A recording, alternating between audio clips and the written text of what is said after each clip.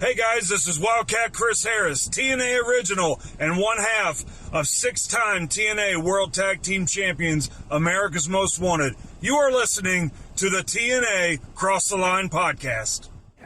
TNA Wrestling, Cross the Line.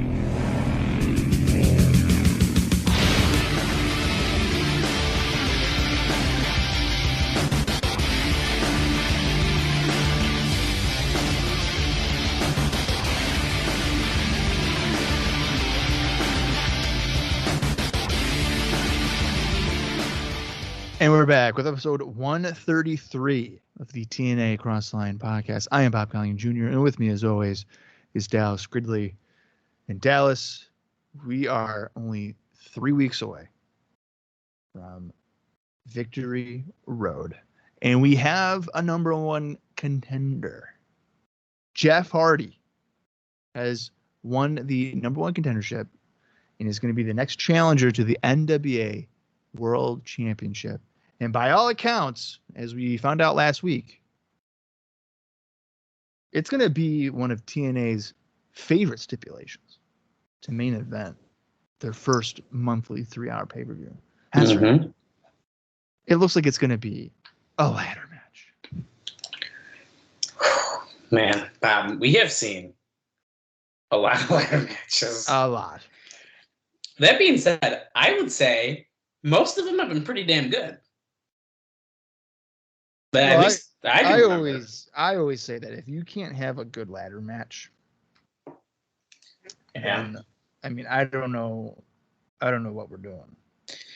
Yeah, I mean that's a pretty fair point. I mean this all makes sense. I feel like leading up to this moment, like I don't know if I would have thought like, okay, we're gonna do a ladder match with Hardy and Jarrett, and I think because Jarrett's in the match, maybe I didn't think that equation makes sense. But like with Hardy, well, all the chips are on his side of the board now, Bob. And but one thing that may cause a little bit of issues here is the huge announcement that happened as well last week. Because we know who the outsiders are who are coming. Right. And we know that Kevin Nash and Scott Hall are officially coming to TNA, and each one will be on each side. I'm fuzzy remembering who is on which side. Scott Hall is on Jarrett's side. Jarrett and then Nash is with Jeff Hardy. Yeah, on Hardy's side. Yeah. That's what I thought.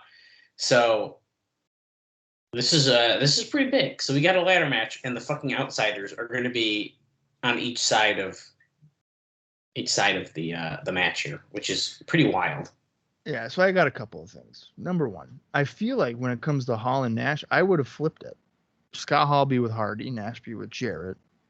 Because I feel like, Hardy's baby, Scott Hall's always been kind of like the cool guy, and also can we they're not both forget likable, but can we also not forget that Scott Hall and Jeff Jarrett have fought constantly in TNA and the WWF.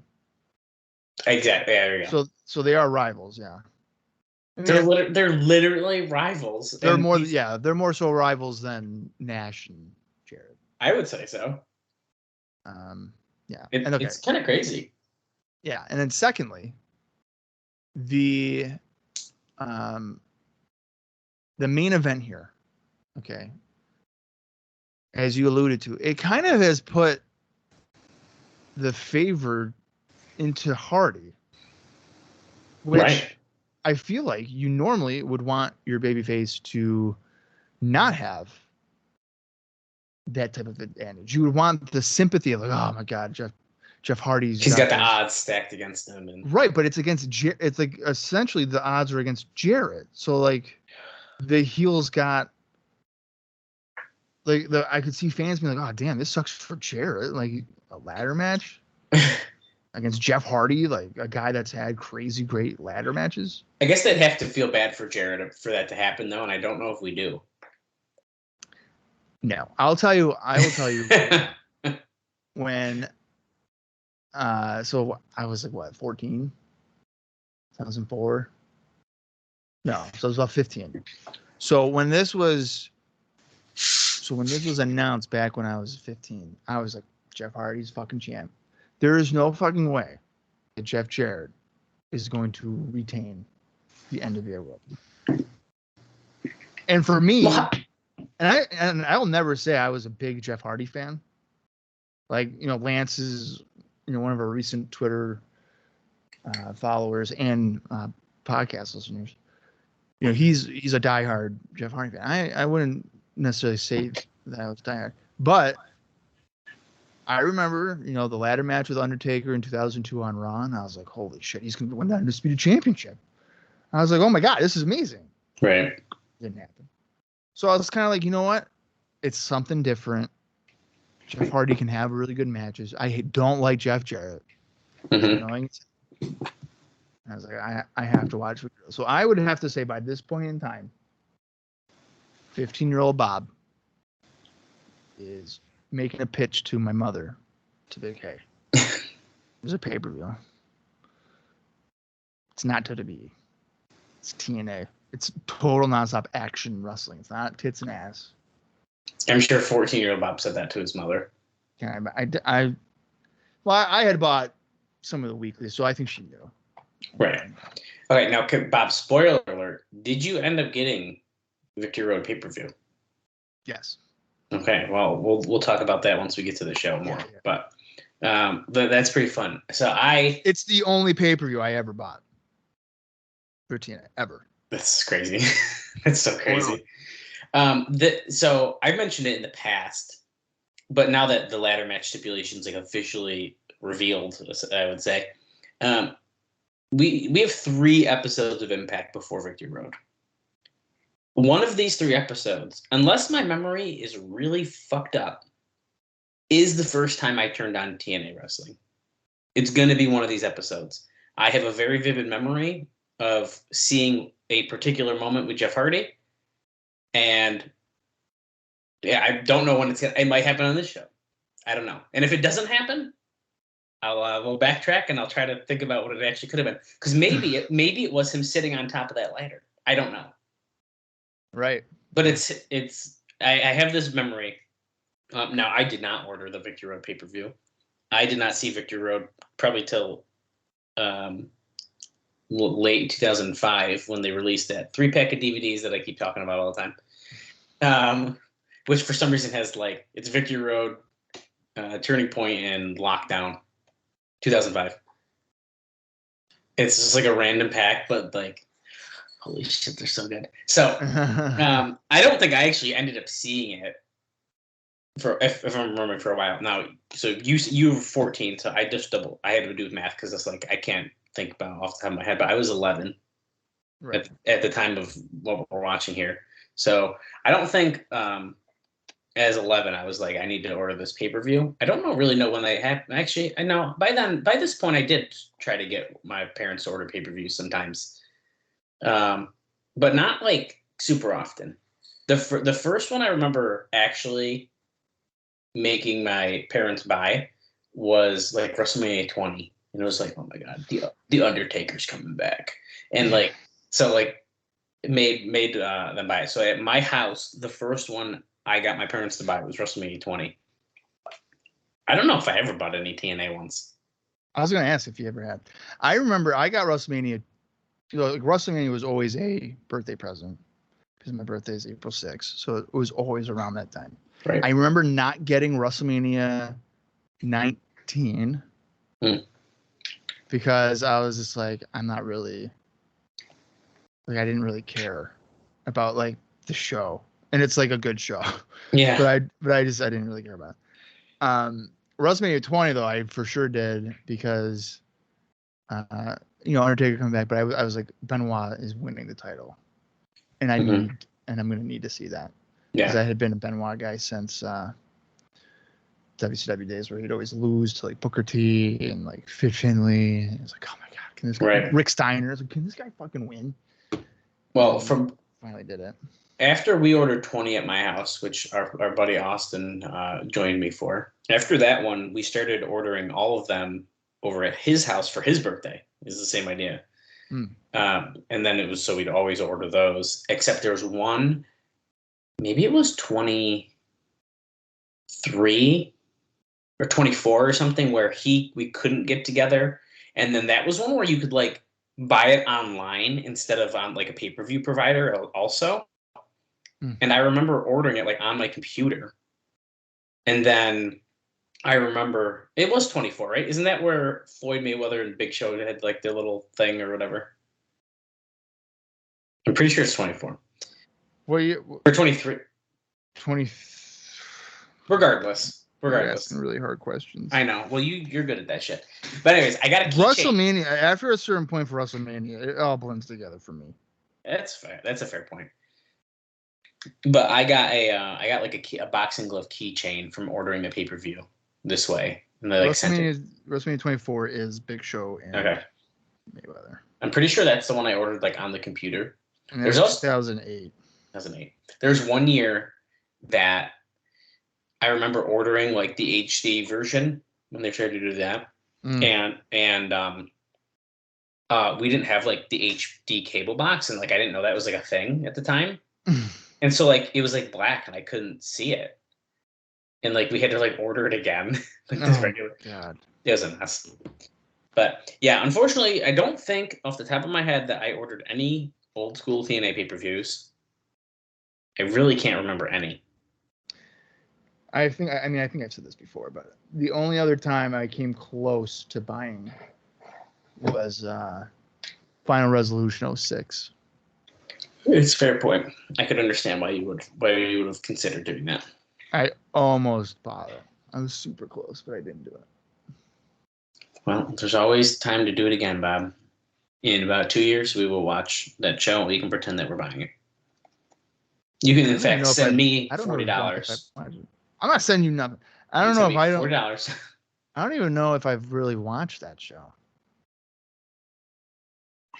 I'm sure you have. I guarantee you have watched that show.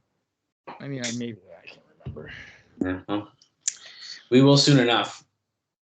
Can't wait. Well, let's chat about last week's episode a bit, and then we got some notes that we'll get into, and then I got some more notes during the show. And in fact, there's some exciting pay-per-view stuff coming on. Not about Victory Road necessarily, but about the future.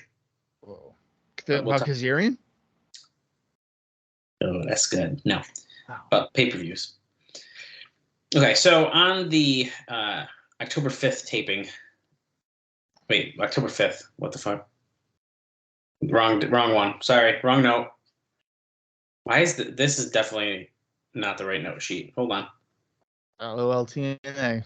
LOL TNA, baby. Oh, see, I just scrolled up too high. Okay. I'm pretty sure. What a relief. This is a mess. I literally just did these. Yeah, Okay. I know. Well, this is live. Hey, Dallas, we were 15 minutes, 26 seconds. Couldn't. So, let's see here. Yeah, this is it. Okay. Here we go. We're good. Okay, so the pay-per-view main event is, of course, Jeff Hardy versus Jeff Jarrett, as we talked about. So they went with that original plan. Now, last week and the week before, we discussed the rumors that maybe they were going to switch that up because Jeff Hardy was doing all those no-shows and all this kind of stuff. Jeff Hardy did ask for the ladder match.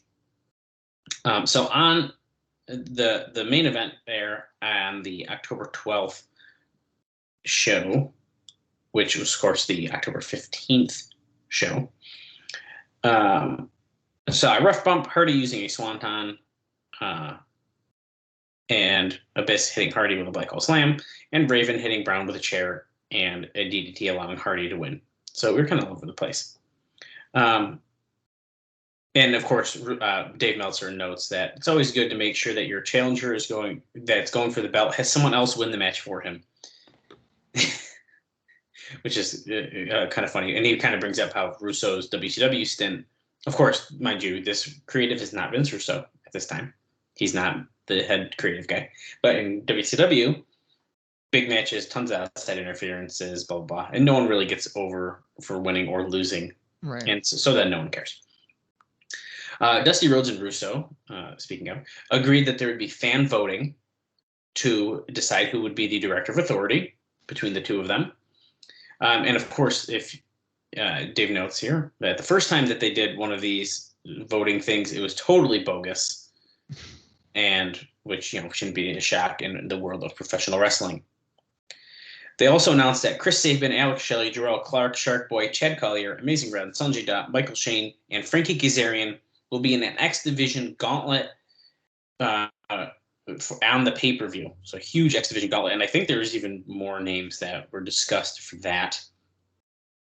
As we just discussed, Jarrett officially has mentioned that Scott Hall and Kevin Nash would be showing up, but not Sean Waltman, which we also discussed was a rumor name.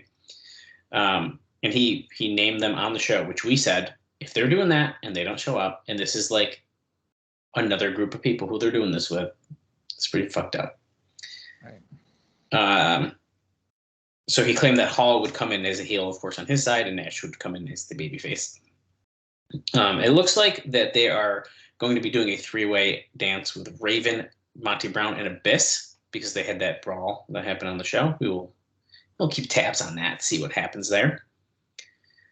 Bobby Roode and Eric Young, of course, this is probably one of the biggest things that happened on the show, is they won the NWA Tag Team titles from James Storm and Christopher Daniels.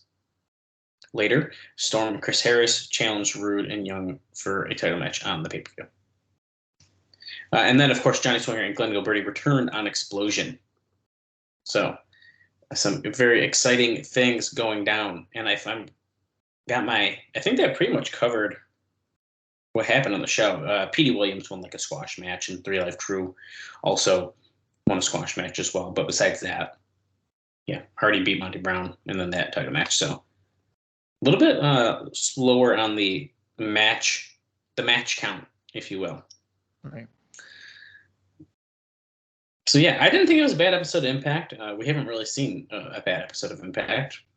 We've seen some less than good, but not bad, really.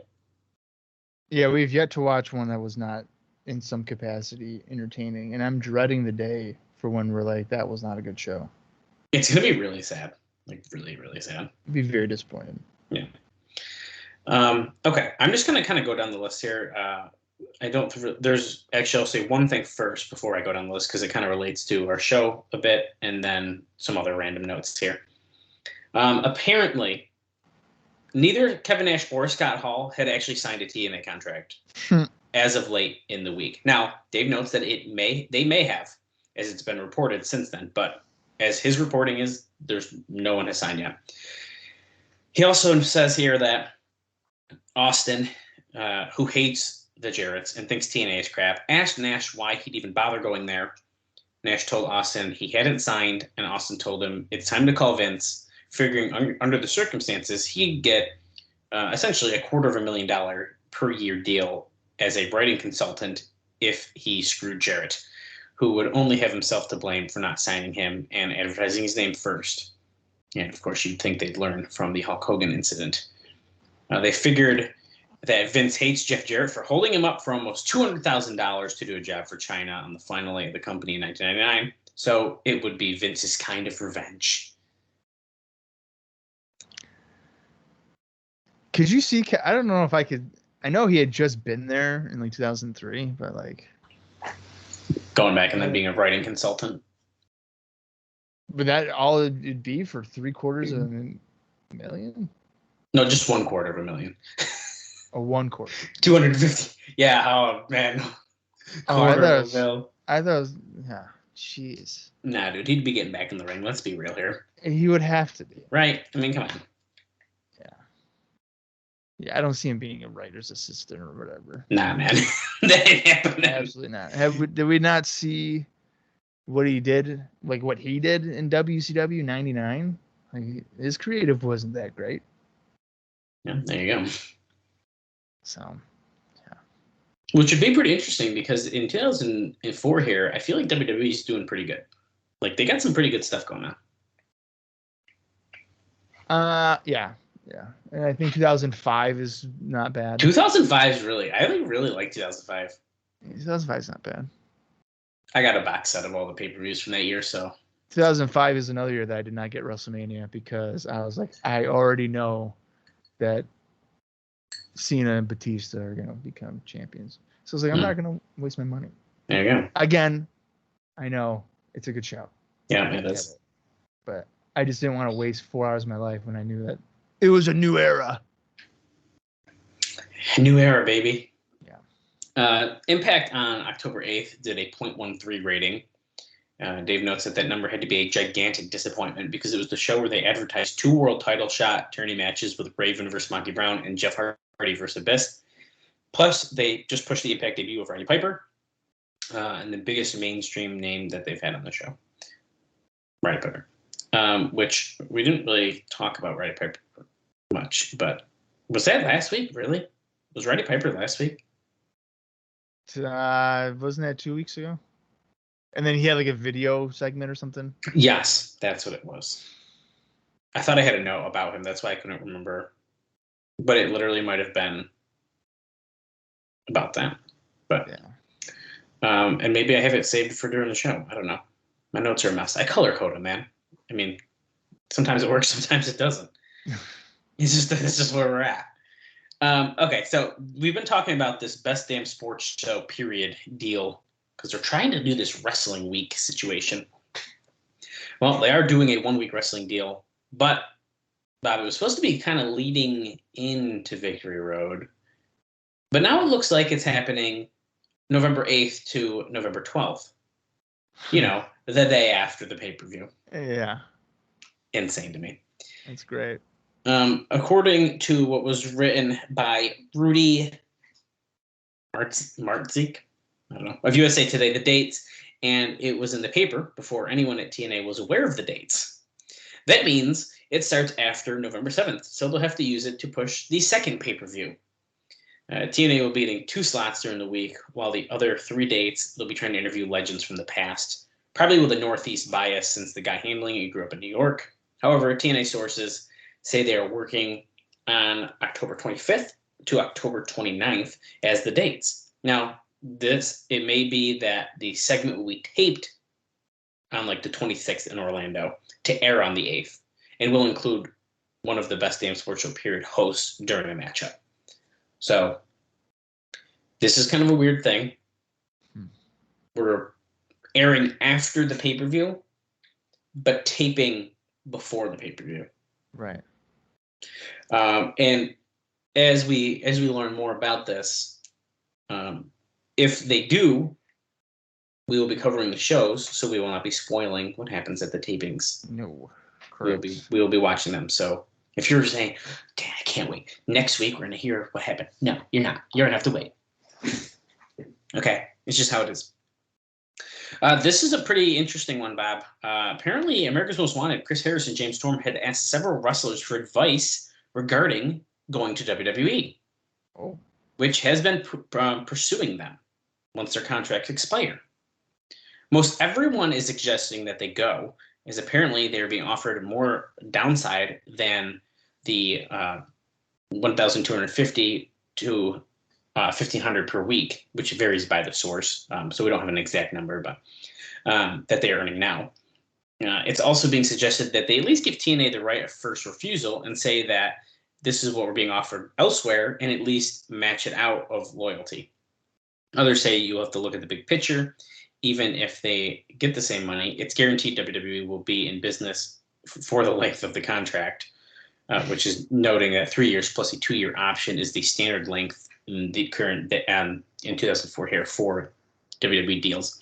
And nobody knows how much patience Panda will have before pulling the plug on this venture, especially with the ratings barely showing a pulse now. Do we know when their contract expires? I don't know if we do. We might have said in the past, but I can't remember. Okay. So let's say it expires, well, just for fun, like mid-2005. That's exactly what I was going to say. I was going to say June 05. Because that makes sense because, it started in June of 02. So, a couple of years. Right. Okay. If I were America's Most Wanted right now here in October of 04, and they were like, "Oh, hey, we're interested." Like, I'm probably gonna go. You think so? Yeah. I think I'm gonna go. Now, do you think? You are much better than I am at remembering these kind of things. Tag team division mid-2005. Can America's Most Wanted stand out? Can they hold their own? And do you think they would succeed in the WWE? Yeah. If I'm remembering correctly, I think that I'd be like super, super interested, like fantasy booking America's Most Wanted into like the 2005 tag team title scene. want to know what I think what I would have done is, I think this is around the time with Lance Cade and Trevor Murdoch. That sounds about right. Replace them with America's Most Wanted. So, for fun, I'm trying to look up. I'm gonna go on here. So there's like rosters and everything, but I'm gonna go. Yeah. I'm gonna look strictly because I found this article first. Oh, this is like really long though. This isn't what I want. I was gonna look up 2005 champions. This is like Raw. It looks like. Oh no, this isn't all Raw though. So I'm gonna read a couple teams here from late 2004 through like the end of 2005 that are tag team champions for fun. Okay. So what we're in October, right? So we'll just for fun. Right. Let's start in December. So we have RVD and Rey Mysterio, the Basham brothers. Then Ray and Eddie were champions in early 2005. Mm-hmm. MNM, one of my faves. Like MNM versus the America's Most Wanted, I feel like would be pretty freaking good. I think it would be a very good match. Yeah. The new LOD. You can just ignore that one. MNM were champions again. And then we got Batista and Rey Mysterio in late 2005. And then, I mean, even in 2006, you got Brian Kendrick and Paul London. Deuce and Domino in 2007. So, I mean, there's pretty good teams going on around this time. Yeah, so the team that I think I'd be most interested in there would be Spanky and London. I think those two guys against AMW would be really good. Yeah, I mean, I think that's pretty fair to say. Yeah. Okay, here is... Well, this is based off the video. Oh, yeah, look, Lance Cade and Murdoch. See, okay, so this is some other ones, because this is the actual, like... That's got to be Raw, right? This must be Raw. So, let me go back a little bit. So, 2004. November 2004. La Resistance. We got Eugene and Regal. Then we got La Resistance again. William Regal and Tajiri. Then Hurricane and Rosie. Lance Cade and Trevor Murdoch. Kane and Big Show. The Spirit Squad. Mm-hmm. That's 2006, so we're jumping a little bit, but you know, by the sounds of it, yeah, by the sounds of it though, it didn't sound like a lot of like true tag teams, which is kind of interesting looking back on that, right? Yeah, so, but that does feel like the era where it was not like tag team focused. They had kind of steered away from that. Right. M&M being like a exclusion of that. Yeah. Yeah, it's and I wish there was an easier way for me to do this quickly, but like that kind of gives us an idea of some of the stuff we had going on. I think it'd be super interesting. And like I read this and I was like, like it really makes you think, like, well, what if? I think that I would have them go on Raw, and well, DX doesn't return until like what? 06? I think, yeah. Because like I feel like that would have been a good tag feud. AMW against Sean and... Could you imagine? Oh my god. That would have been way better than the Spirit Squad or whatever, so... Yeah, I mean, they're... The Spirit Squad. Right now, they're a big fish in a small pond. Because it's really them and like Triple X. Team Canada obviously is, I think, getting there. Yeah. But it's really those two. If you go to WWE, I don't know if they're really a small fish in a big pond. I think that they would. Would they turn them? Be a top team. Would they turn them into the new Smoking Guns? You know what I mean? Yeah. No, I don't think so. You don't think so? Not in 2005. No. I say that, and then I'm also thinking like, hey, they had Juventud on a riding lawnmower. Yeah, dude. I don't know. Like. They might come out like horses. I don't know. Maybe. I don't know. Well, they wouldn't be America's Most Wanted still. Oh, absolutely not. Which is a fucking bummer, but yeah. Fun to think about. Unfortunately, they didn't have one. So I think I would go though. Well, you never know, man. Maybe they will. Okay, what? Not quite. Anyway. Dave notes that he didn't see it, but apparently from a live perspective, the explosion match that was taped last week with AJ Styles, Alex Shelley, and Chris Sabin was apparently the best TV match that the company has put on in months. Fantastic, and we can't see it. It was an explosion, yeah. So, hey, maybe there'll be another one of those weird shows where they start airing dark matches and we'll see it. Hopefully. And then we'll watch like 3 matches you've already seen and be like, wow, that was pretty good. And be like, Bob, you hated it 3 months ago. Right. I can't believe Lex Levette's gotten 3 matches against Jeff Jarrett. This is crazy. Oh my God, he's going to get his win. Yeah.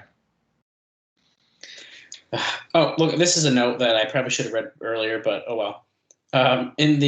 This is about the show last week.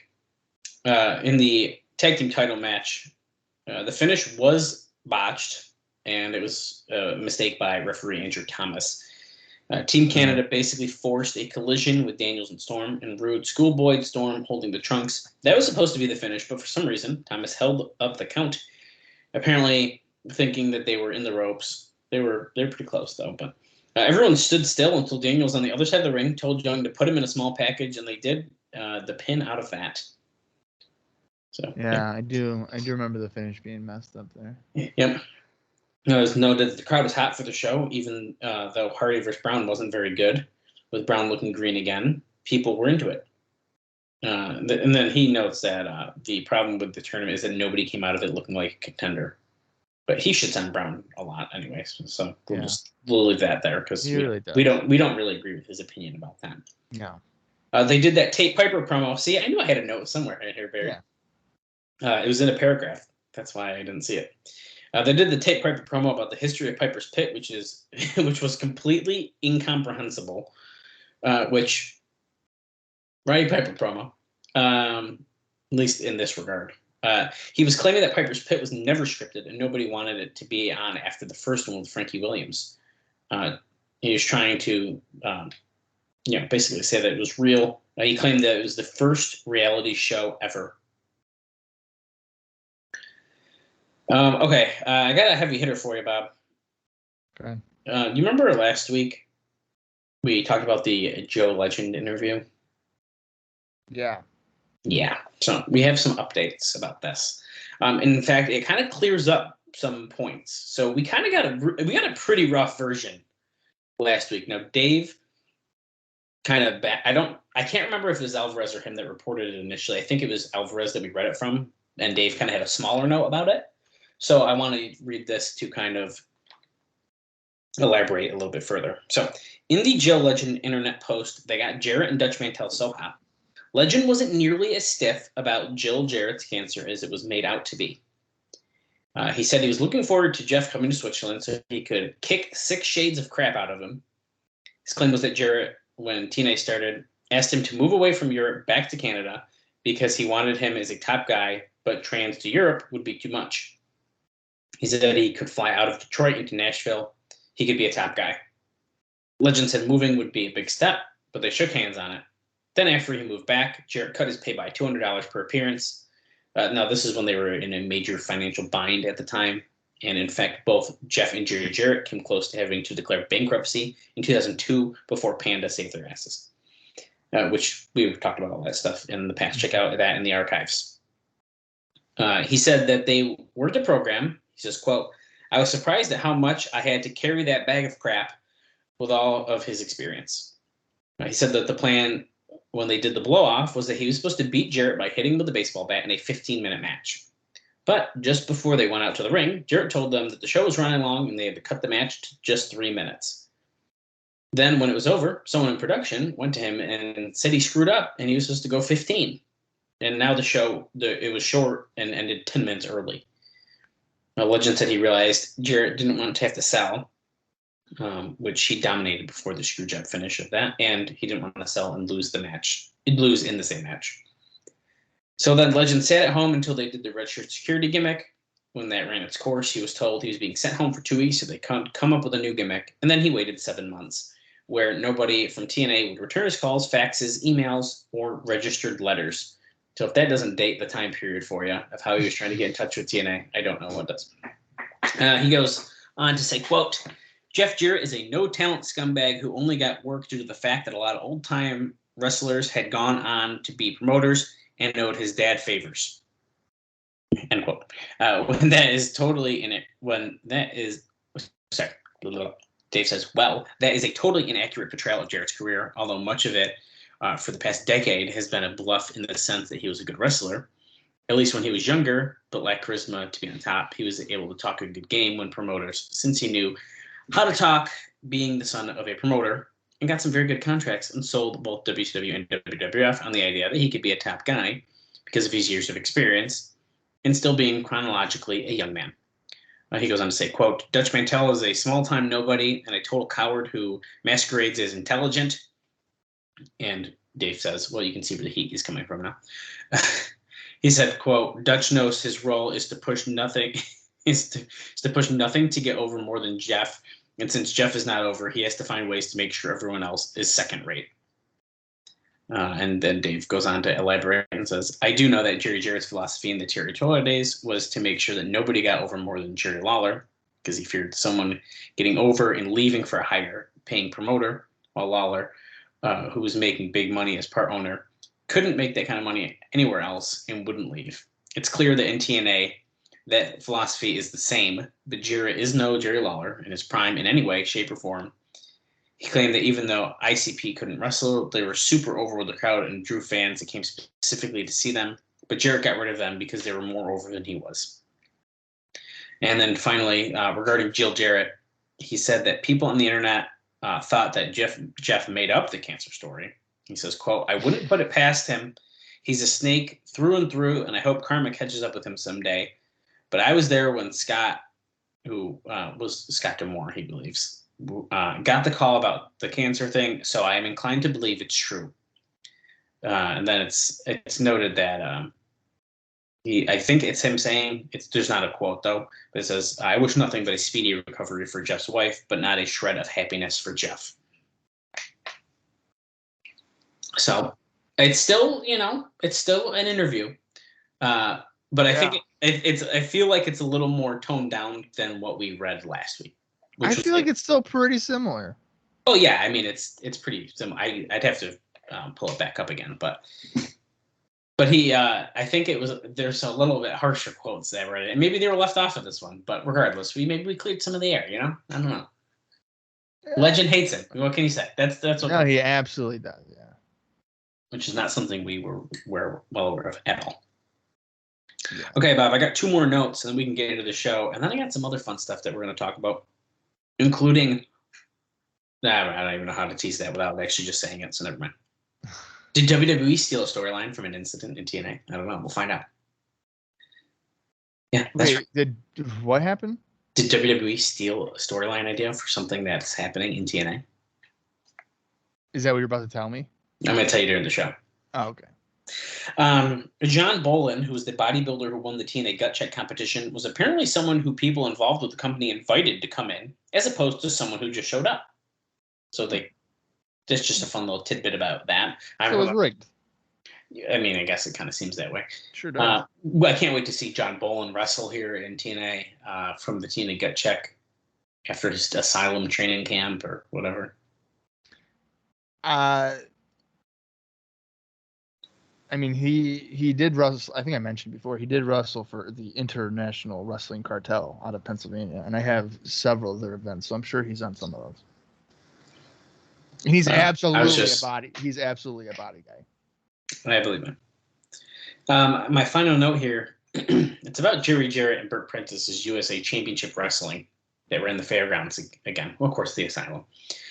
They ran this on October 16th. And Bob, the main event, and you're probably going to cover some of this during Indie Notes, but we've got a little bit of details here. The main event was Jerry Lawler versus Kid Cash. Hell yeah. And it was a heated match, which Lawler ended up winning, which included Cash giving his moneymaker pile driver, listen, to Lawler's second, April Pennington. What?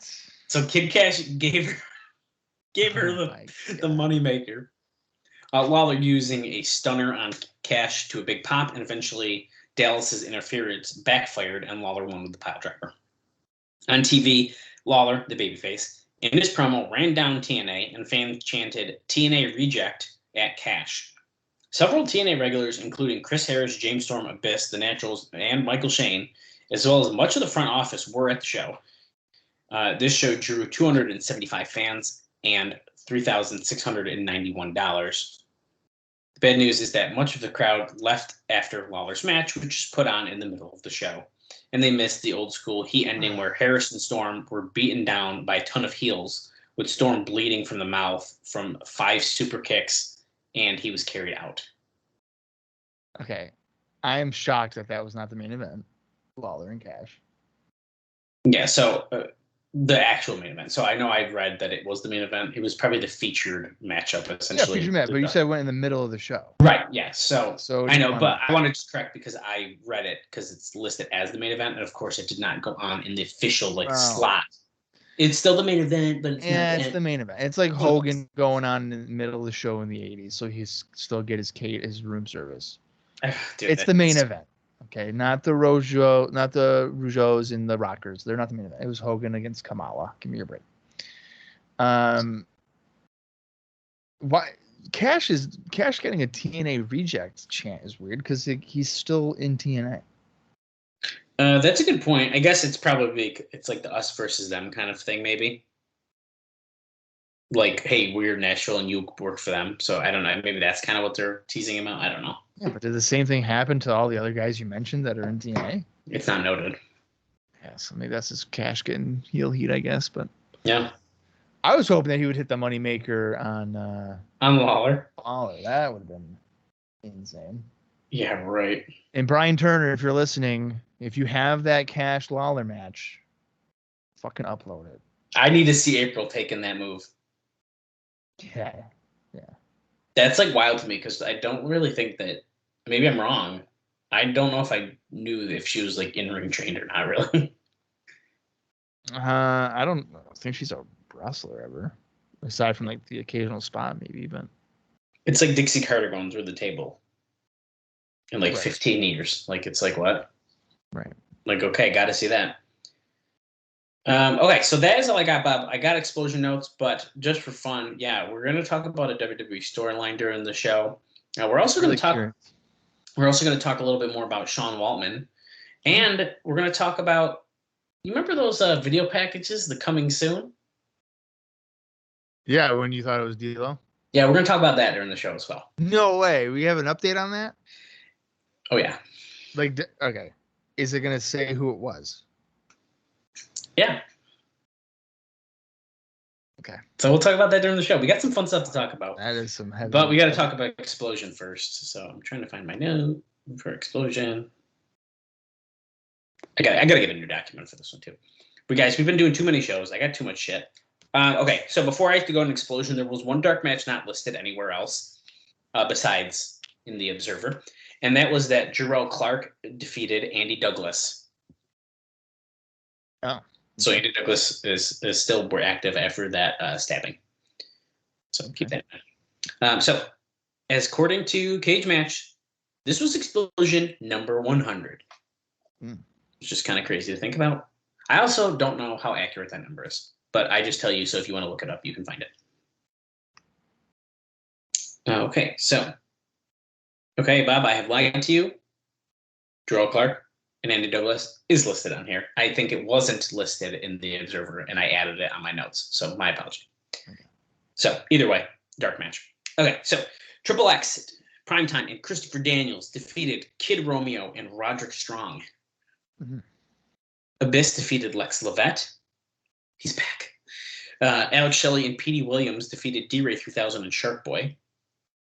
Raven defeated Brian Gamble. And America's Most Wanted and faced off against Dallas and Kid Cash, and that match went to a no contest.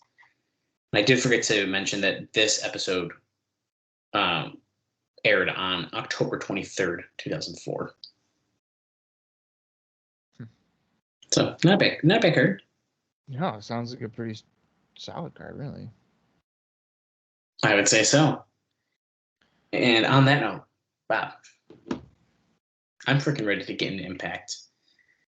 This Impact is only 32 minutes long. Just kidding. No, that's not true. The runtime for this week's episode, October 22nd, is 45 minutes and 23 seconds. So that should be fun. I'm going to count down from 3. When I say play, that's when you're going to want to watch along with us, whether that's on the Impact Plus app or if it's in your own personal collection. So here we go. 3, 2, 1, play.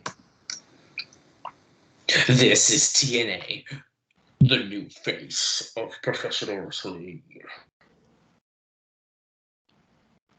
And of course, we're going to immediately start off with highlights from last week's show. But guys, this is a TV show. We can't even get mad about this anymore. I keep saying it, but we're so used to watching these. We're so used to watching these pay-per-views with 6-minute highlight packages and being like, "Holy shit, end this!" But we're on TV now, Bob. Well, I mean, I like on the pay-per-views when they do like a video package to like hype up the feuds. Yeah, I like that too. But like, I don't need it every week on pay-per-view. It's different with TV, like you said, though. Oh, hey, by the way, he just mentioned Terry Funk. Yeah, Funk. He's not coming in anymore for the pay-per-view, apparently. Yeah, of course. At least that's what Alvarez has a note, and it literally just says that. Like, I don't think he ever was. He was never coming in there. Yeah, but literally just says he's apparently off the November 7th pay-per-view. So no big note besides that.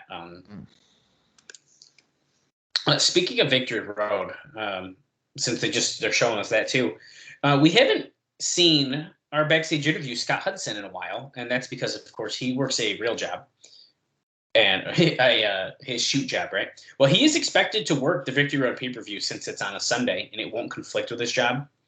Mm-hmm. And Alvarez also brings up the question, like, I wonder if they'll bring back Don Callis again, since it is also not during a week. What would they bring him back for? Well, that part doesn't make much sense to me. I don't really think there's a reason, but I guess if you needed some kind of BS authority, like in behind the scenes, you could pretend. But yeah, I don't think Don Callis has much of a place here. Scott Hudson makes.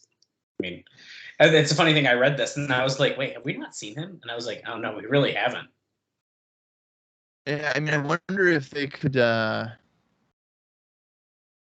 like, you know, Russo is challenging Rhodes to have like a whoever controls it, and like Don Callis makes a cameo and be like, "Hey, remember when I ran it?" I could see that being a thing.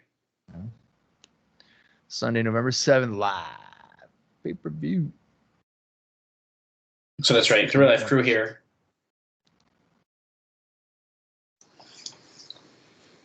So 3 Life Crew is basically promising we are going to be the heavyweight tag team champions of the world. You know, it would make sense, I guess, to have them challenge Team Canada. Oh, what's his backstage? Oh my god. That's AMW and Triple X. And I see Sonjay, D-Ray, Shark Boy trying to pull him apart. There's some other guys as well. We knew this was going to come to this. This place isn't big enough for both these tag teams, Bob. That's not a good thing to say. Random desk there. Chris Sabin. Terrell Clark. And now. Fantastic. Well, that was interesting. I don't mind that little brawl there. Yeah, that was fun to start. That kind of gets some more interest going on in that tag team title situation. Yeah, Bob, this Fong fucking sucks. They better change it after the pay-per-view. Because if they get people to watch the pay-per-view and they tune in the show and they hear the shitty-ass theme song, that might be it.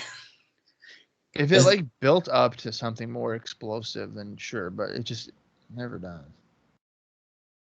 Okay, Bob, we are getting to the shot of the crowd. How many people do you think are live in the Impact Zone in Orlando, Florida this week? 600. No.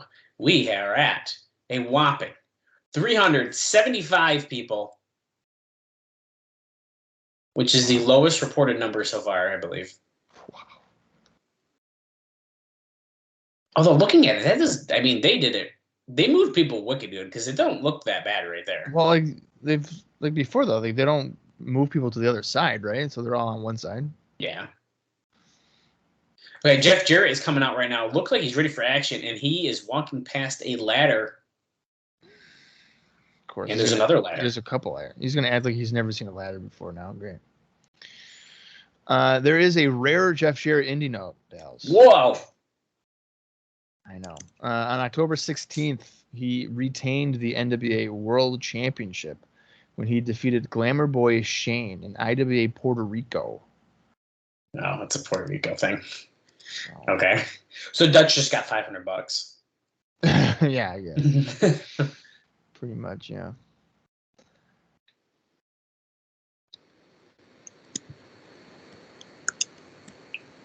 I wonder who Jeff Jarrett's even fighting. Well, Bob. I'm assuming he is. Oh yeah, someone's coming out. Okay, I think Don West might have mentioned it kind of there, or at least it reminded me. But Jarrett is the King of the Mountain, and the King of the Mountain match was essentially a ladder match. It's a reverse, though. Yeah, but it's a ladder match. We have Ryan O'Reilly here, which should look familiar, I believe. I think that's... hold on. I'm going to confirm before I say it. Yes, that's Connor from the Ascension. That's right. He's much more lean in this particular case. Or Big Con, he goes by in 2022, I believe. He has a good look here. What is he doing? He's dancing. What the fuck? He's tap dancing. The Irish jig. Yeah. Jesus Christ. Is Jeff Jarrett about to use a ladder? That's the DQ here. And He's just throwing. No, I guess that was more into the apron. Yeah. I don't know if it's supposed to be, but. Yeah. That's definitely into the ladder. You know, it's funny. I feel like Ryan O'Reilly here. I do like his look. I don't know how I feel about the Irish dancing though. You know what he kind of looks like to me? Maybe I'm just overthinking it. He kind of reminds me of young Sean O'Hare. Absolutely. Okay, I'm not crazy then. Yeah, no, he absolutely does. Who, if you don't like Sean O'Hare, I don't know if I can like you. I'm not telling you anything that you don't already know. Dude, those promos are so good. Yeah, it's unfortunate that he couldn't cut a live promo though. Apparently, that was his downfall. Yeah, that is a bummer. Jarrett throwing Ryan O'Reilly against the ladder, and now he's going to hit the stroke. Welcome to Planet Jarrett, just like that sign says. 1, 2. Yeah. Right, that's it, baby. So O'Reilly basically got nothing in there. No, but at the bottom of the screen, Kevin Nash, Scott Hall, Friends or Foes, Victory Road. We also saw about Piper's Pit. We also saw an announcement that there's going to be a special minis match. Yeah. I have a note about the minis. I don't know if they'll, elaborate, but since Jarrett's just going to beat the shit out of this guy more. Masquerita Sangrata versus, Pirat, I don't know, Morgan, his last name. The actual call was made by Sangrata, who wanted to work with the original Espectrito. It was talked about, but Sangrata apparently didn't trust him making the date because he's got drinking issues. So he picked this opponent that he's going to be facing at the pay-per-view. Jarrett is not afraid to use the ladder as a weapon. Here comes Jeff Hardy. Oh. He's wearing a weird blue. What is that? Marlins jersey? Yeah, Florida Marlins jersey. With the sleeves cut off. Whips Jeff Jarrett into the ladder. And if you're wondering what player it is, there is no player. It's just a Marlins shirt. Like a flatliner there. Uh-oh. Is he going to go for the swanton? Dude, what? Just randomly? He ain't going to do that. Yeah, you don't think so? Not on Impact. Not in front of 350 people. Well, Jarrett moved, but Jeff Hardy would definitely do that in front of 350 people. I hate to tell you. Oh, you know what? Yeah, you're probably right. I listened to like the Matt Hardy podcast a while ago, and like he always says that Jeff Hardy feels like he's got to do everything all the time. He's got to make the fans happy. Oh, whoa. My God. Heyo. It's Scott Hall, guys. He says, Big Kev, you think I got problems? Victory Road, Chico? You're the one with the problems. Yeah, he's very gray, by the way. His hair is absolutely gray, yeah. Do you think that's why it's black and white? No. Also, they're trying to get that Riz Ramon vibe. He's got like the Hawaiian shirt on. He's in front of like plants and shit. Keep your enemies close, I think you just said. One last thing. Good luck, Jeff. But he shrugged. Because guess what? Their both name is both their Jeff. seconds Jeff. So which Jeff is he talking about? I don't know. We're 10 minutes into the show. 10 minutes, 3 seconds. We got Dusty Rhodes. Look at this old school video of a promo. Are the will of the people going to be on Dusty Rhodes' side? Oh, this is like a campaign video. Oh, my God. Vote Dusty Rhodes. Experience, knowledge, and the understanding. This is hilarious. Okay, dude, I like this. I like the campaign video. I'm Dusty Rhodes, and I approve this message. Okay, so That's funny. Who's this? Michael Shane Kazarian and Tracy coming out now. Ladder still up at the top of the ramp there as a prop to remind you about that ladder match. I did not expect that we were about to see a Scott Hall video. No. I mean, I didn't think we were going to see any evidence until the pay-per-view. Yeah, I was not expecting that at all. Wow. That's like really exciting. Hail Sabin. Is it Sabin in red potentially? Hey, there's a ladder on this side too. Okay, it's just Sabin so far. Usually they come out together if it's them, so. Yeah. Have we not seen Kazarian and Michael Shane Russell in a while? Looks like the last time we saw him was on September 9th, over a month ago. Holy crap. Roughly September 9th. No, I think you might be right. Oh, here's Dutt. Okay, so it's Dutt. Or September 10th. It would have been September 10th. Dutt has some new gear, it looks like. I like it. Matching vest. There's a few notes here for Michael Shane. Back on October 9th, he teamed up with a guy named Sully to lose to the SATs for NWA PWX in Keysport, Pennsylvania. And then on October 16th, Michael Shane lost to James Storm by disqualification at USACW Music City Memories at the Fairgrounds in Nashville, Tennessee. That is the show that has 275 fans that attended it. That Lawler cash match that you referenced went 24 minutes and 40 seconds. Holy crap. And also on that show, the Naturals won the USACW Tag Team Championships when they defeated the iconic team of Risky Business. Chris Vaughn and Rick Santel. And wow. 13 minutes and 25 seconds. I'm surprised they didn't just put the belts on Santel and Vaughn. Yeah, I know. Like, why even have them at? Who cares?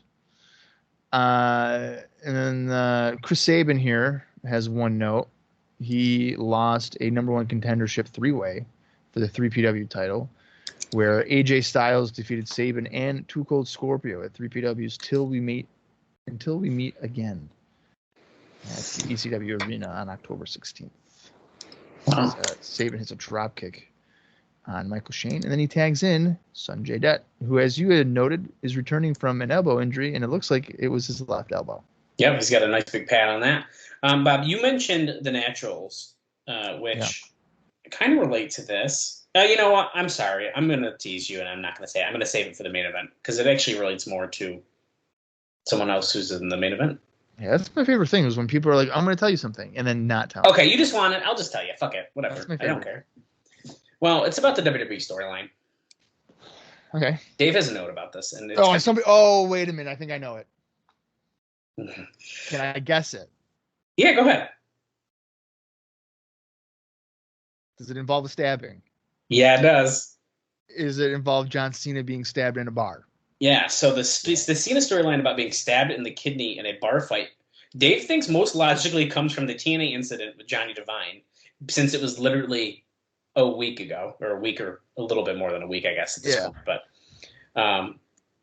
he says, hopefully, because since it's going to wind up being that it was a Puerto Rican stabbing, the American, they could have been thinking of Jose Gonzalez, and that's not cool, is what Dave says about that.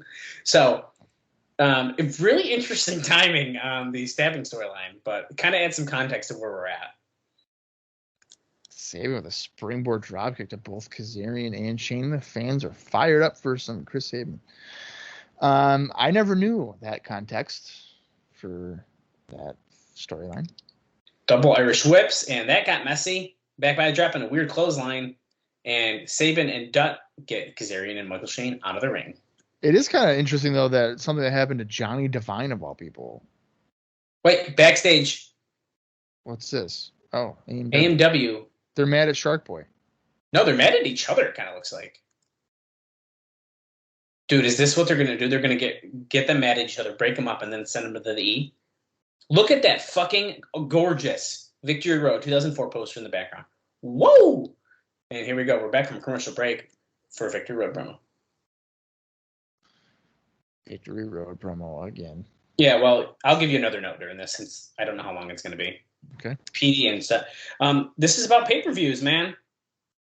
The next pay-per-views after this one are scheduled on December 5th, and the name is Turning Point. Hey. And then on January 16th, and the name of that one, Final Resolution. What? There are no sites planned. Wait, what's this? Coming to Victory Road. Hal and Nash. This is a nice package. Oh, look at this. We haven't seen this match graphic yet. Sorry, there's more to this note, but this is exciting to me. Okay. It's still not known to have a question mark on the ladder. I'm pretty sure it's a ladder match. Yeah, we're pretty sure it's done. There are no sites planned for either show. When Jarrett was in Puerto Rico also, though, over the weekend, which Bob noted for us. Thank you very much, Bob. He talked with Victor Quenos about doing a joint pay-per-view from the island. There was talk about moving the January 16th date to January 6th, since IWA has a big show that day. Jarrett tried to sell Quenos on sticking it to McMahon, since McMahon is doing a pay-per-view on January 9th from San Juan. He did turn down that offer, figuring in a wrestling war he's winning. The last thing he wants to do is have McMahon try and gain revenge by coming into Puerto Rico more often or sending talent to WWC. There you go. Yeah. I do have. You can go ahead and say I have another note about the pay-per-view situation. I got to find. I don't have anything to say. Oh, I thought you were about to. Sorry. No. I got to find it. So there's a quote from the about the pay-per-views during a press release that Alvarez points out for us. It says, quote, "The alternative for the true wrestling fan, Total Nonstop Action Wrestling provides itself on delivering quality, family programming that is clean, innovative, cutting edge, and with the high-risk, high-flying athleticism that TNA Wrestling is known for." Which Alvarez thinks that whoever wrote that should be fired, but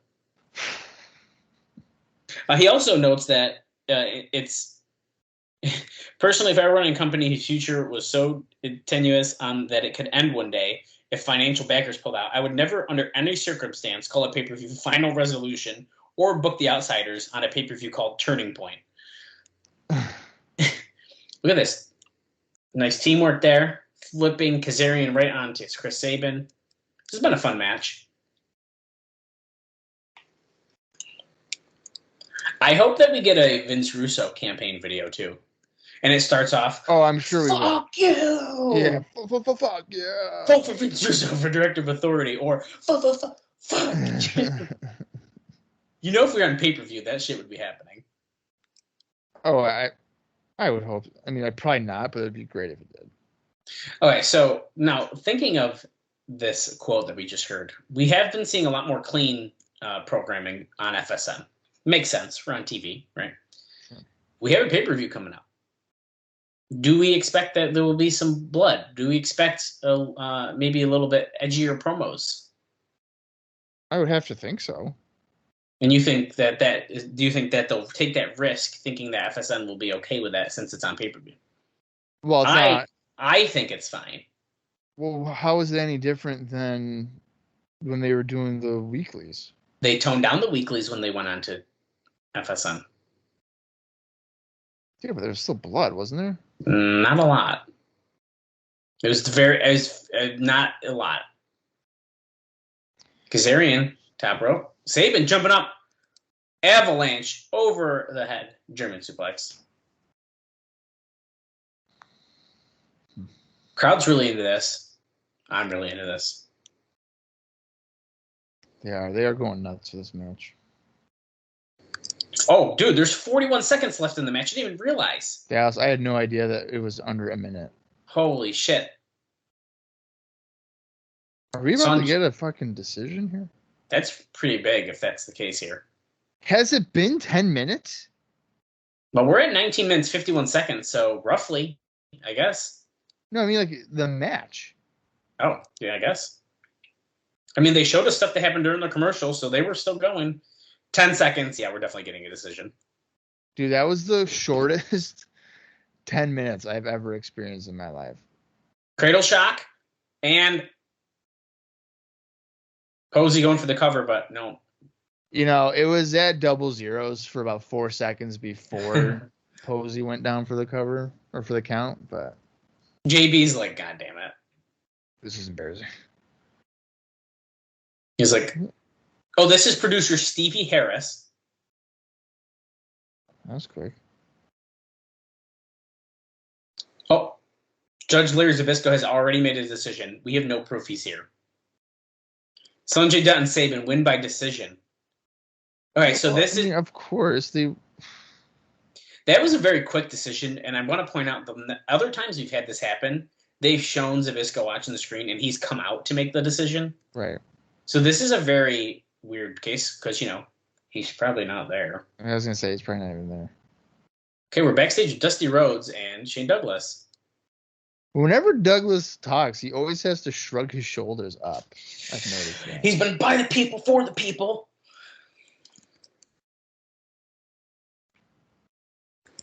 Are we going to see some mudslinging?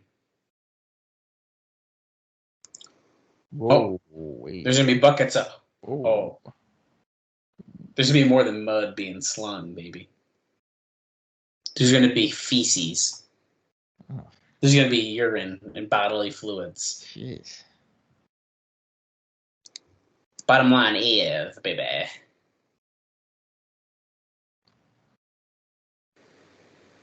When I'm running the company, ladder match, Jeff Jarrett jumps when I say ladder match, and here comes Jeff Jarrett. The weird thing is that Dusty, they have to make the decision before the vote happens because the vote's at the pay-per-view. He's doing the fingers. Don't you talk when I'm talking, baby.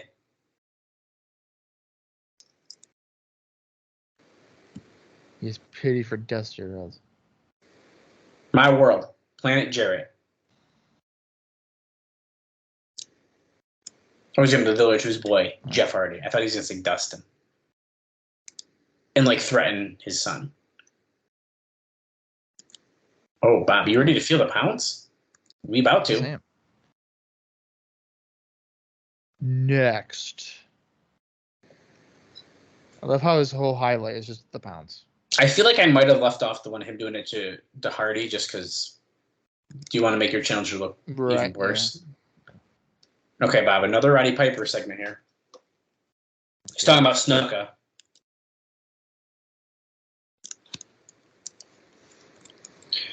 Well, I don't really know what to say about this one. So here's another note for you, Bob, because this is just going to ramble about Jimmy Snuka. Okay. Our friend of the show, Bill Behrens, who follows us on Twitter, you can follow us as well, at Crossline TNA, for all your fun TNA content.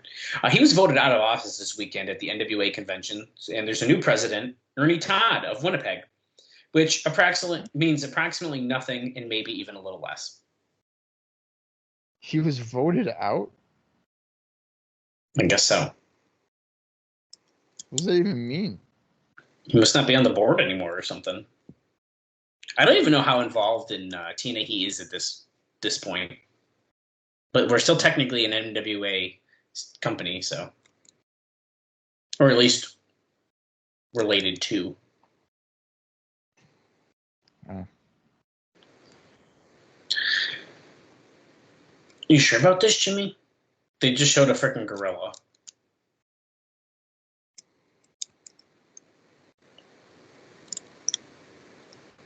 Yeah, hit him with the coconut. We know.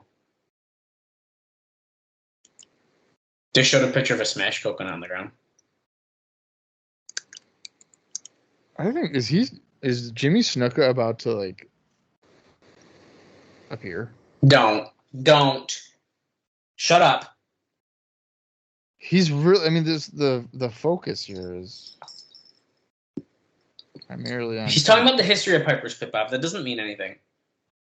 Well, I believe the history is more than one. So. Well, they talked about one last week, the first one. Now this one's Jimmy Snuka. That means we have probably at least 2 more of these. Who's this? I can't tell. I think it's Eric Stevens. Eric Stevens. We've seen him. We just saw him the other week. Wow, epic. Eric Stevens, I guess he'll be probably fighting Monty Brown, right? Yeah, because we just heard you're going to be feeling the pounds. The pounds. Period. Ooh, wah. Ooh, wah, ooh, wah. No scripts, no censors, and a live microphone at Piper's Pit at the pay-per-view. Monty Brown looking fucking ripped. Here he comes. But to destroy Eric Stevens. This match will be about less than a minute 30. Yeah, you're probably right. Leaving a scent on the ropes and immediately goes after Eric Stevens.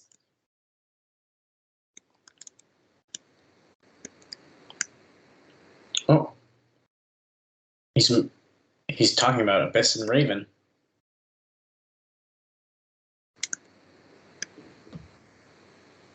You might not even make it a minute. I think in this case that would make sense. There's some other guys that he fights that get a little more offense in, but they're also like bigger guys. Double underhook suplex. Overhead release suplex. Oh, is he gonna go? But let's see. Eric Away? Stevens kind of has like a Scott D'Amore body. He does kind of, yeah.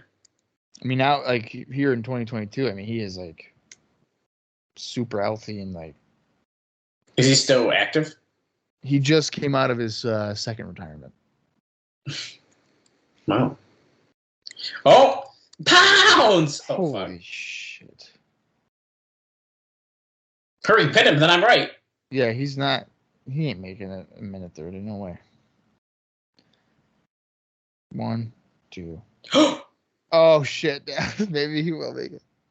They started his music because they thought it was done. Yeah, they did. Yeah. But Monty Brown is not done, dude. Stevens is probably like, dude, I don't want to do this again. What's he? Is he going for an alpha bomb, maybe? Or oh no, he's just going for another pounds. The crowd chanted one more time, so he said, "Fuck it, I'm gonna do it." Yeah, but he could have just pinned him first. That's brutal.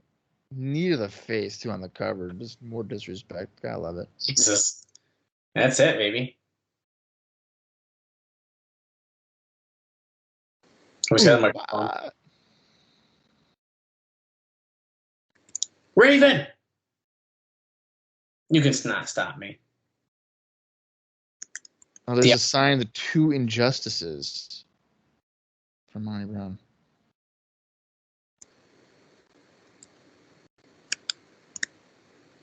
He's talking about his delusions. You're adding your name to the endangered species list. He's calling. Welcome to the Terror Dome? At Victory Road. At Victory Road, it'll be welcome to the Serengeti. Door with the pounds. Oh, lights out. Uh-oh. So it sounds like he's really focusing on Raven. Right. So I'm wondering. Oh shit! There's Raven, and he's already got Monty Brown on his knees, and Raven's got his straight jacket in hand, and then he just held it up and put it back down, and Monty Brown grabs him, Lifts him up by the neck and chokes him, and then tosses him in the corner. Oh, Raven hit with the pounds. Raven kind of took it like sideways, not directly on. Yeah. Wait, the lights are out. Taboo.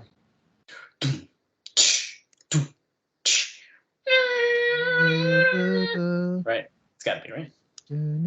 Ah, shit. Oh, it's a bit. It's a He's bit. got the shock treatment. No. No. Monty got out of it. Kicking, hammering away here on Abyss.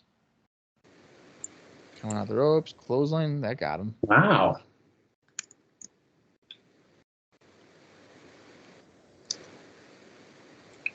And I thought maybe he's gonna counter that maybe into Black Hole Slam. Knocks Raven down again. Yes, this is definitely the tie-in for the triple threat. Yep. Officially, probably. And then the best shock treatment to Monty Brown. Gotta love it. Raven's going after Abyss again. Oh, and here comes security. This isn't too much. Raven Abyss fight. Nah, send out the security. Don Harris, please.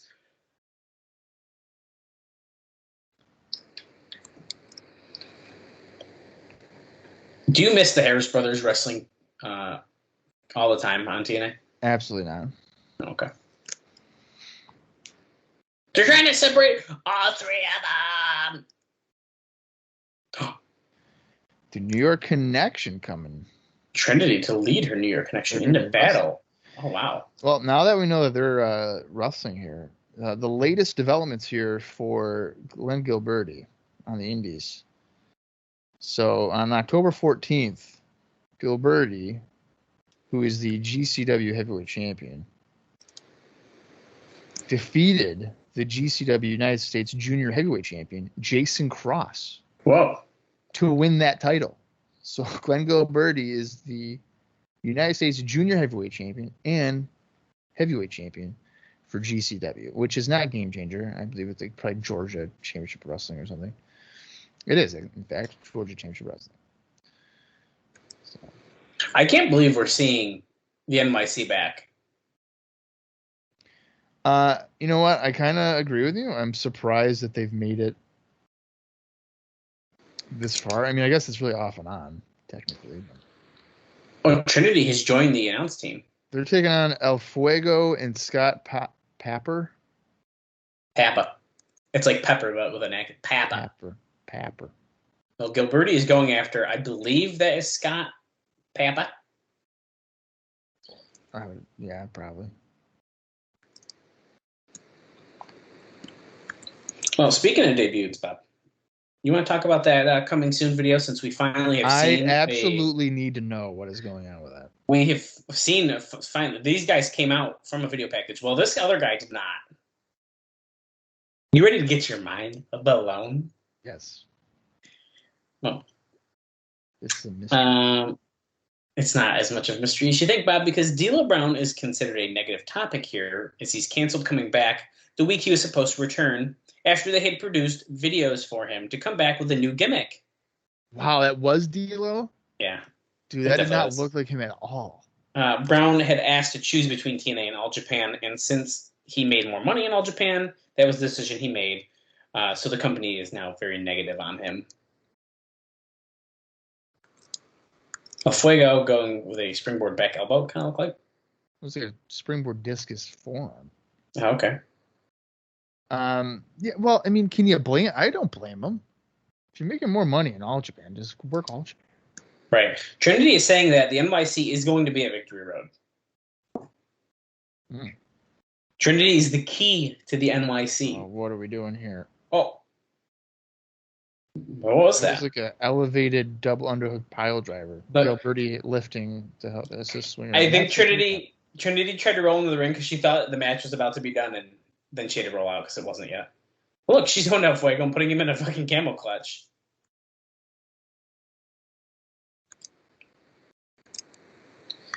Well, I like that they're letting Trinity beat people up again. Wait, what's this? Is that James Stormy Daniels? Yeah. Brawling. They fall through the crowd. Oh, here comes Primetime and Harris. And then the locker room again, making the save. I will say a weird time to do that, I feel like. Like you're spotlighting your team that's coming back, back, or you could say debuting for a lot of people. Returning, yeah. Returning. And then it's like, yeah, take the spotlight away for this. In the arena. Right.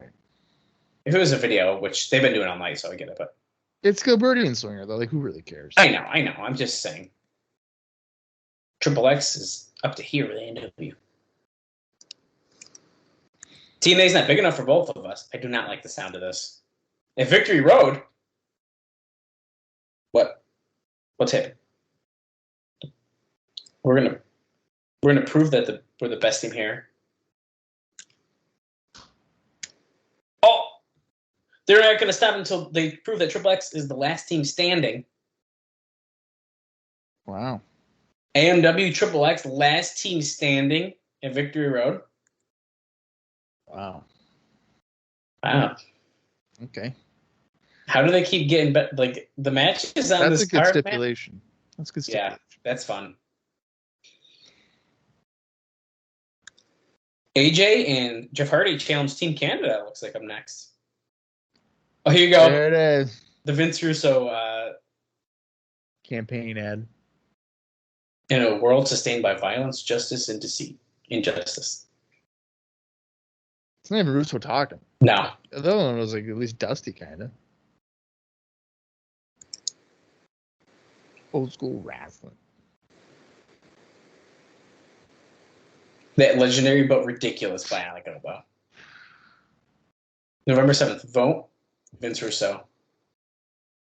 I'm Vince Russo, and I approve this message. That's funny. Well, okay, so Dusty had like a whole graphic for his approval, and Vince Russo was clearly just standing backstage. And they yeah, no, the Dusty one was. They're trying to obviously make it much better. Yes. So Team Canada coming out here. We got Eric Young, we got Bobby Roode, and I believe that is our friend Ruffy Silverstein. So I lied. It wasn't a tag match. It looks like we got a 6-man coming up. Yeah. Well, as we have our Team Canada friends coming out, the Canadian TV show on TSN, scheduled for a 6-week tryout starting on November 8th, is already in jeopardy and said to be a 50-50 if it'll even air. Phil King, the head of TSN, was mad that Scott D'Amore, who was involved in putting the deal together, mentioned it on Don Callis and Joe Ello's radio show in Winnipeg. However, TSN website had it up just a few days later and even posted a poll on its website asking people if they were interested in seeing TNA. Apparently, the deal has been talked about, but wasn't signed nor finalized. The TSN claim it was that on their website it was by mistake. It was already broken on different wrestling sites. TSN took it down from the site a few days later, and it's probably at this point better than 50-50, if only because Jeff Jarrett's 2 appearances on TFN's off the record were still on schedule at press time. So we got some drama going on. It's actually pretty interesting too, because there's also it's Ron Killings coming out with AJ just came out. Now here's Ron Killings. It's also noted on Brian Alvarez's note of this that Carl DeMarco, the president of WWE Canada, apparently when all this was going down, he called TSN and went crazy, saying that he couldn't believe that they were going to air the show, and not only that, we're going to air it on Mondays. So Alvarez says, so much for Vince not considering TNA competition.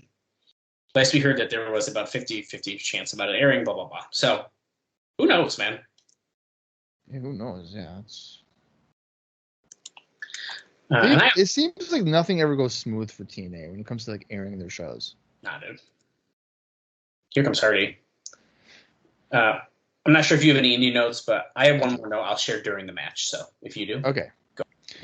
So Ruffy. Oh, we don't know nothing about him. So yeah, no, we don't. I'm not going to go through. I mean, he's got like quite a bit of stuff here to maybe talk about, but this is his first Impact appearance, obviously in the ring. He was on Explosion before, but did you know that Ruffy was on Sunday Night Heat? No, I did not, Bob.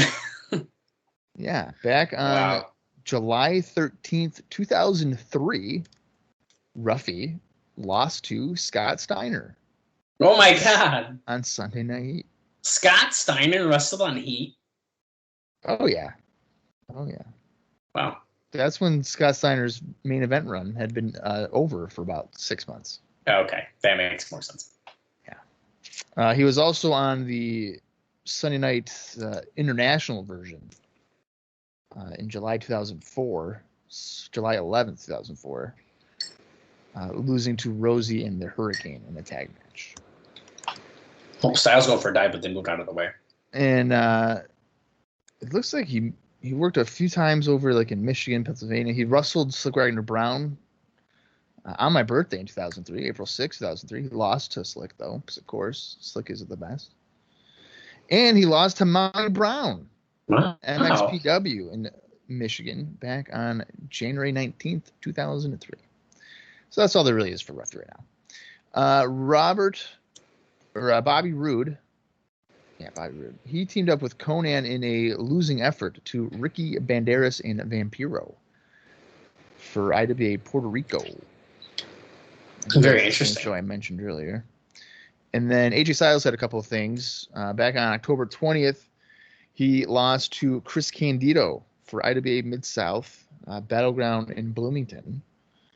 And on the 21st of October, AJ Styles won the vacant IWA Mid-South Heavyweight Championship when he defeated Chris Sabin, Christopher Daniels, and Petey Williams at IWA Mid-South's Autumn Armageddon in Evansville, Indiana. And that is all the indie notes for this match and for the show.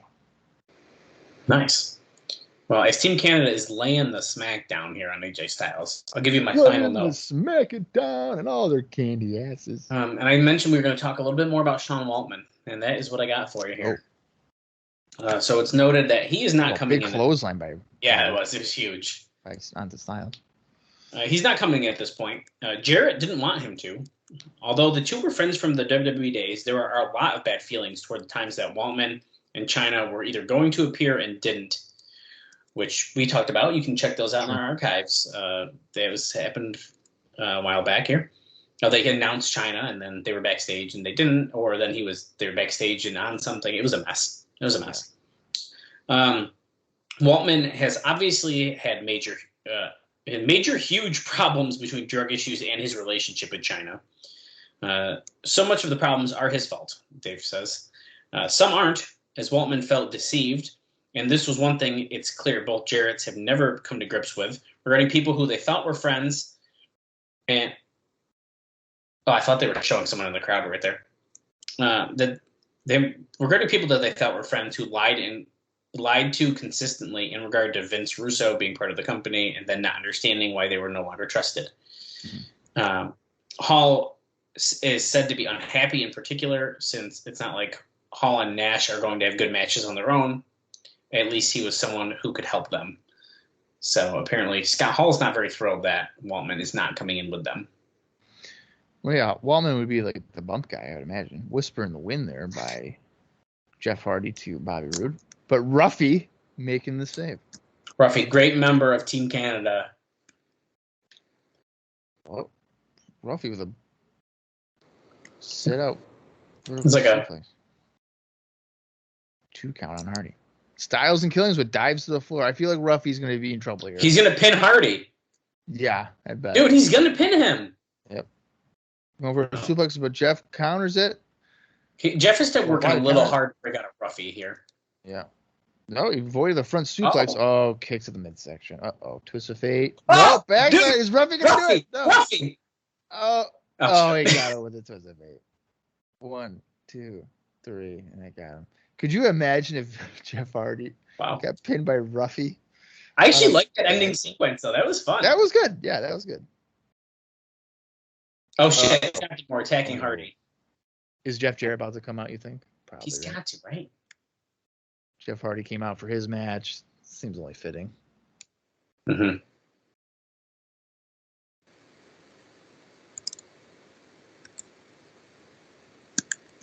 More just taunting Jeff Hardy. Come on,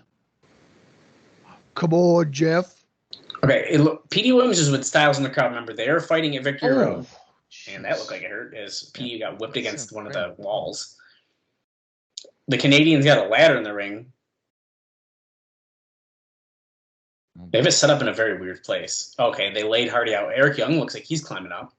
Who's this? BG James. Friend of the show. Friend of the show, BG James. Where's Conan? Conan's there. Now, Conan, big friend of the show, constantly retweets us. I made a tweet recently about Abyss standing across the ring from 3 Live Crew. Oh, yeah. And, the hesitation, and BG James wrote back, like, is pooping your pants hesitation? And I was like, that is hilarious. Oh my God, is Scott D'Amore about to get hit with a swanton? I hope not. You got hit with flatliner. Oh, D'Amore, just roll out of the way. Oh! Yeah, swanton. And there you go, Bobby. Hit the swanton off the ladder in front of 375 people, as I expected. Oh, gee, Jeff Jarrett with a guitar, of course, and kaboom. See ya. Fucking exploded, dude. Jeff Hardy! You want your answer? Oh. Jeff. Okay. It's official. It's on and it's in a ladder match, and we immediately cut to that. But why did he say it on a ladder? In a ladder. It should be in a ladder match. Well, that would like abruptly end it, Bob. Yeah, that was a weird edit. It really was. They're probably run out of time. Yeah, but we've seen episodes that are going 55 minutes and stuff in some of our cases. Well, okay, but we didn't have like 2 campaign ads, and then you had a couple of like the pay-per-view stuff. So they probably like, we got to get this in, and then we'll just cut it. Yeah, no, you're probably right. Wow, man. I thought that was a really good episode of Impact. It's another good show. It's getting nauseating just saying it's a good show, but that's what it was. I like really like this one, and like this was another one. I'm like getting more and more excited for Victory Road, and I didn't think I could. Like I was already like super excited. And I mean the Scott Hall video, we officially have the ladder match announcement. The 3-way Abyss, Monty Brown, Raven is official. It looks like 3-Live Crew and Team Canada for the tag team titles. The last team standing, Triple X, America's Most Wanted, AJ and PT Williams, the X Division Gauntlet, Piper's Pit. I know. Man. You can see why I wanted to buy it as a teenager. Dude. I mean, it's really, really looking like their strongest show ever. Yeah. I think that's ever. Certainly a very good first monthly pay-per-view on paper with the matches that they're going with. I think the last man standing one between AMW and Triple X could be really good. Yeah. So they always seem to have good matches, so I think that's definitely definitely possible. It's important to know here. Like, I don't want this show to, I don't want like TNA and them to be trying to act like Jarrett's never been in a ladder match. He has wrestled in ladder matches before. Yeah, and I think that I don't know if they're really trying to hide that necessarily. I think that it's just so much of Hardy's stipulation, right? That even if Jarrett's done some of them, it's still Hardy's match, and he's way more experienced. Yeah, and he definitely has one more in his career than Jarrett has. Right. So, yeah, I think it's a good point to bring up, though. I would have to assume we don't know anything for next week, which is fine, whatever. Which is also kind of interesting when you think about it too, that they don't really advertise at least any matches, but unless they do an explosion, which doesn't make sense, but whatever. I would have to assume we're going to see Kevin Nash on a video next week. I would have to imagine, yeah. Which, like, let's go. Is it next week already? Like, I want to watch Kevin Nash on a video. And yeah, I mean, if we have this ladder match official, I'm sure the mind games will continue to be played between Hardy and Jarrett. And I would assume the brawling with these teams and Monty Brown, Raven, and Abyss is only going to increase in the next few weeks. Like I'd have to assume. Yeah, I mean, they're probably gonna have to add like some more depth to it. Yeah, because it's just them brawling. So. Yeah, I'm really looking forward to seeing how they. I mean, this episode felt like it almost could have been a go home show for the pay-per-view to me. Sure. Especially the way it just ended, like brought with all the match people, like everyone's fighting their own guys, and like yeah. I don't know, man. I think that's a good point. I'm really excited. I hope everyone else is excited too. And I already plugged our Twitter, but I hope you guys do follow us along on there to make sure that you are getting all this awesome TNA content. If you aren't watching the shows with us, we post images so you can see what we're seeing, to a degree. And I look at it like a big storytelling kind of experience as you go through our Twitter page. And you can see every day posts. What's there not to like about that? Right. Yeah. Dallas does all the hard work. I'm just here to talk. Yeah, there's some other. We're gonna tease it again, man. Because in current day. It has not officially happened yet, but we have some really exciting stuff that hopefully has already released, and also some exciting stuff in the works that I'm really excited about. And that being said, there's also I'm still working on getting a new T-shirt design up on our Pro Wrestling Tee store, ProWrestlingTees.com/CrossTheLineTNA. It's really off the shelves. It's flying off the shelves, man. You guys got to get them. Get them on TV or something. I don't know what we'll do, but maybe we'll do something. And this particular shirt design is a kind of a throwback. I'm a little worried they're not going to approve it, but if they approve it, it is going to be an awesome throwback in a perfect way that we have left the Asylum years behind us. And I'll just leave it at that. Maybe it's a little bit extreme. Uh-oh. So hopefully that's up way by the time this episode releases. And hopefully there is some exciting bonus episodes heading your guys' way. I'm actually thinking by the time this episode comes, there might even be more than one different versions of different things. I don't know. There's definitely a lot of stuff going on. So much so that I'm already losing kind of track of it. But I'm really excited. And that's all I'm going to ramble for. I'm ready to get to next week. All right. That's all I got. All right. Well, I'm ready for next week as well. Hopefully everybody listening continues as we head towards Victory Road. We are 2 weeks away. So we will continue next week. Until then, for Dallas Gridley, I am Bob Colling Jr., and this has been the TNA Cross the Line Podcast.